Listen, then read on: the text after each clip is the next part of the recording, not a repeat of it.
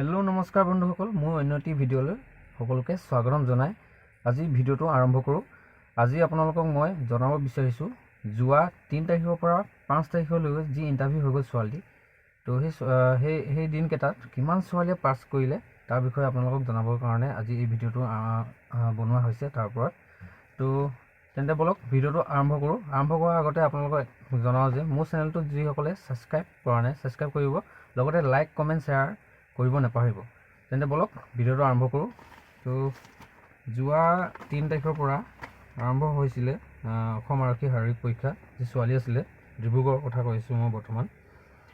তো 3 তাৰিখে আপোনাৰ ছোৱালী ৰানিং কৰিছিলে 260 ভিতৰত আপোনালোকৰ 89হে পাছ কৰিছে, বাকী 171 ফেইল কৰিলে।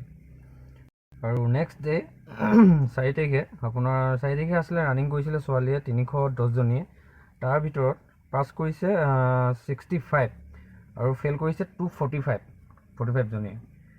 আৰু 5 তাৰিখে আছিলে আপোনাৰ 233 ৰানিং কৰিছিলে, পাছ কৰিলে টোটেল 53 আৰু ফেইল কৰিছে 166, মানে 166 হয়।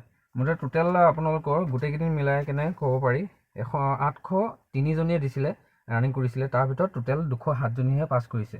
বাকী ধৰি লওক ৰানিং পাছ কৰাৰ পিছত কিছুমান ধৰি লওক লং জাম্প আৰু হাইটত সেনেকৈ ফেইল কৰিছে কিছুমান ছোৱালী। বাকীটো মেডিকেল সেইবোৰ একো নাই বাৰু, ধুনীয়াকৈ পাছ কৰিছে।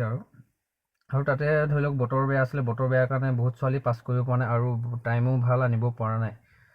যি কি নহওক, নেক্সট যিকেইদিন আপোনালোকৰ ইণ্টাৰভিউ আছে সেইকেইদিন মানে যিখিনি ছোৱালী আহিব, তো আহক ভালদৰে দিয়ক তাৰে আশা কৰিলোঁ।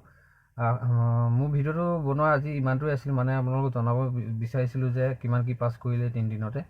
বাকী একো নকওঁ, বেছি দেৰিও নকওঁ, আজি ভিডিঅ'টো ইয়াতে সামৰণি মাৰি জয় হিন্দ জয় ভাৰত।